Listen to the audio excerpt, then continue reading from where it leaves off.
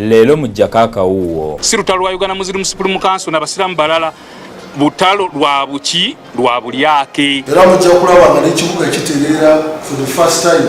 Tewali badde kutereera singa property etenada mikono gya Uganda Muslim Supreme Council. Wabugabe bwali obaani.